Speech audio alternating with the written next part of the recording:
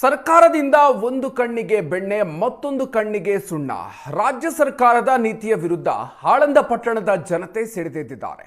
ರಸ್ತೆ ಅಗಲೀಕರಣಕ್ಕೆ 500 ಮನೆಗಳ ತೆರವಿಗೆ ಸಿದ್ಧತೆಯನ್ನ ನಡೆಸಲಾಗಿದೆ. ಹೀಗಾಗಿ ಅಲ್ಲಿನ ಜನರು ಆಕ್ರೋಶವನ್ನು ವ್ಯಕ್ತಪಡಿಸ್ತಾ ಇದ್ದಾರೆ. ಜೆಸಿಬಿಗಳ ಮೂಲಕ 500 ಮನೆಗಳ ತೆರವಿಗೆ ಪುರಸಭೆ ತಯಾರಿಯನ್ನ ಮಾಡಿಕೊಳ್ತಾ ಇದೆ. ತಹಶೀಲ್ದಾರ್ ಕಚೇರಿಯಿಂದ ಮಶಾಕ್ ದರ್ಗಾದವರೆಗೆ ತೆರವು ಕಾರ್ಯಾಚರಣೆಯನ್ನ ನಡೆಸಲಾಗ್ತಾ ಇದೆ. 50 ವರ್ಷದಿಂದ ಇಲ್ಲಿ ವಾಸ ಇದ್ದೀವಿ, ಆಸ್ತಿ ದಾಖಲೆ ಇದ್ರೂ ಕೂಡ ತೆರವಿಗೆ ಸಿದ್ಧತೆಯನ್ನ ಮಾಡ್ತಾ ಇದ್ದಾರೆ ಅಂತ ಹೇಳಿ ಜನರು ಆಕ್ರೋಶ ವ್ಯಕ್ತಪಡಿಸ್ತಾ ಇದ್ದಾರೆ. ನಮ್ಮ ಮೇಲೆ ಯಾಕೆ ಅನುಕಂಪ ಇಲ್ಲ ಅಂತ ಹೇಳಿ ಜನ ಸಿಟ್ಟಿಗೆದ್ದಿದ್ದಾರೆ. ವೋಟ್ ಕೇಳೋದಕ್ಕೆ ಬರ್ತೀರಿ, ಈಗ ನಮ್ಮ ಮೇಲೆ ಕರುಣೆ ಇಲ್ವಾ ಅಂತ ಪ್ರಶ್ನೆ ಮಾಡ್ತಾ ಇದ್ದಾರೆ. ಶಾಸಕ BR ಪಾಟೀಲ್ ವಿರುದ್ಧವೂ ಕೂಡ ಜನರು ಆಕ್ರೋಶ ವ್ಯಕ್ತಪಡಿಸ್ತಾ ಇದ್ದಾರೆ.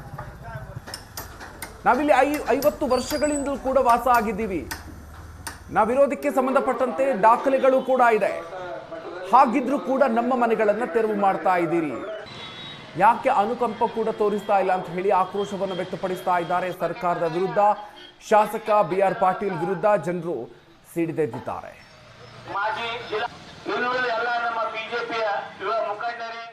ಬೆಂಗಳೂರಿನ ಕೋಗಿಲು ಲೇಔಟ್ನಲ್ಲಿರುವಂತಹ ಅಕ್ರಮ ಮನೆಗಳನ್ನು ಸರ್ಕಾರ ಡೆಮಾಲಿಷನ್ ಮಾಡ್ತಾ ಇದೆ. ಅಷ್ಟೇ ಅಲ್ಲ, ಮಾನವೀಯತೆಯ ದೃಷ್ಟಿಯಿಂದ ಅವರಿಗೆ ಪರಿಹಾರವೂ ಕೊಡ್ತಾ ಇದೆ. ಮನೆ ಕಟ್ಟುವುದಕ್ಕೆ ಮತ್ತು ಪರ್ಯಾಯ ಜಾಗದ ವ್ಯವಸ್ಥೆ ಕೂಡ ಬೆಂಗಳೂರು ನಗರಾಭಿವೃದ್ಧಿ ಪ್ರಾಧಿಕಾರ ಮಾಡ್ತಾ ಇದೆ.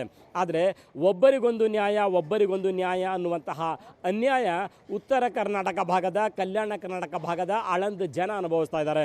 ನೋಡ್ಬೋದು, ಆಳಂದ ಪಟ್ಟಣದಲ್ಲಿ ನಾವಿರುವಂಥದ್ದು.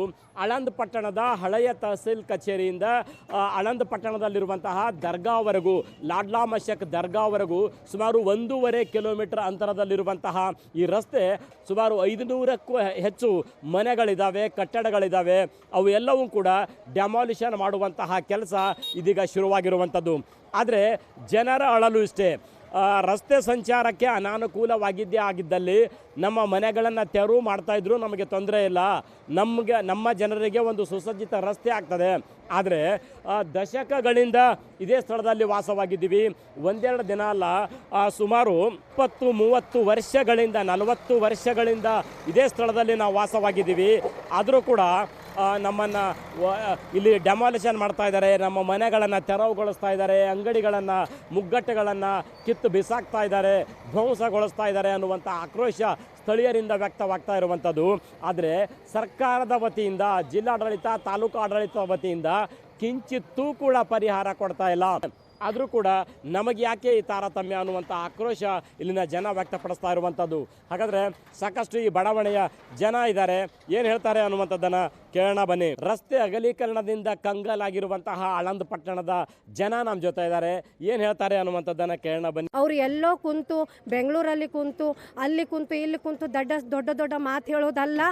ಬಡವರ ಬಳಿ ಬಂದು ತಮ್ಮ ಸಮಸ್ಯೆಗಳನ್ನು ಕೇಳಿ ತಾವು ಪರಿಹಾರದನ್ನು ಕೊಡಬೇಕು, ತಮ್ಮಲ್ಲಿ ವಿನಂತಿ ಇದೆ, ಕೇಳ್ತಾ ಇದ್ದೀವಿ. ಮಾಸ್ಟರ್ ಪ್ಲ್ಯಾನ್ ಬರ್ತಾ ಇದೆ ಅಂತ ಅವರು ಏನೋ ಒಂದು ಪರಿಹಾರದನ್ನು ಕೊಡ್ತಾರೆ ಅಂತ ಆಸೆ ಇಟ್ಕೊಂಡಿದ್ದಾರೆ. ನೀವು ಪ್ರತಿಯೊಬ್ಬರು ಮನೆಗೆ ಬಂದು ನೀವು ಪರಿಹಾರದನ್ನು ಕೊಡಬೇಕು ಅಂತ ನಮ್ಮೆಲ್ಲರ ಆಸೆ ಇದೆ. ನೀವು ಬರೀ ವೋಟ್ ಮಾಡಿ, ವೋಟ್ಗಳನ್ನು ತಗೊಂಡು ಗೆದ್ದು ಇವುಗಳೆಲ್ಲ ಇದು ಮಾಡೋದು ಸರಿಯಲ್ಲ. ನೀವು ಇರೋದೇ ಜನರ ಸಲುವಾಗಿ. ಜನರ ಪರಿಹಾರ ಮಾಡಿದ್ರೇ ನಿಮಗೆ ನೆಕ್ಸ್ಟ್ ವೋಟ್ ಸಿಗುತ್ತೆ. ಪರಿಹಾರ ಯಾವುದೂ ಕೊಡ್ತಾ ಇಲ್ಲ.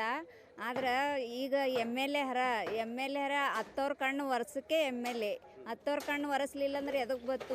ಇಟ್ಟೆಲ್ಲ ಕೆಡವಲ್ಗತ್ತಾರ, ಮಾಡ್ಲಿಕತ್ತಾರ. ಅಂದ್ರೆ ಒಂದಿನಾರೇ ಬಂದು ಹಿಂಗೆ MLA ಬಂದು ಒಣ ಓಟ್ ಹಾಕ್ಲಿಕ್ಕೆ ಮನೆ ಕಾಲು ಬಿದ್ದು ಓಟ್ ಹಾಕ್ಕೊಂಡು ಹೋಗ್ತಾರ.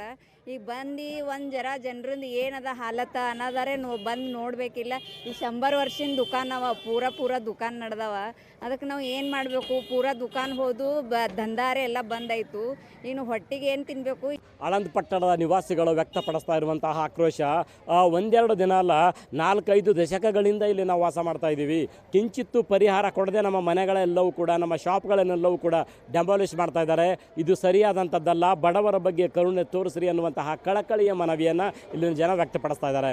ಏಷ್ಯಾನೆಟ್ ಸುವರ್ಣ ನ್ಯೂಸ್ಗಾಗಿ ಆಳಂದಿಂದ ಕ್ಯಾಮರಾ ಪರ್ಸನ್ ಇಂದ್ರೈ ಜೊತೆ ನಾನು ಶರಣಯ್ಯ ಹಿರೇಮಠ.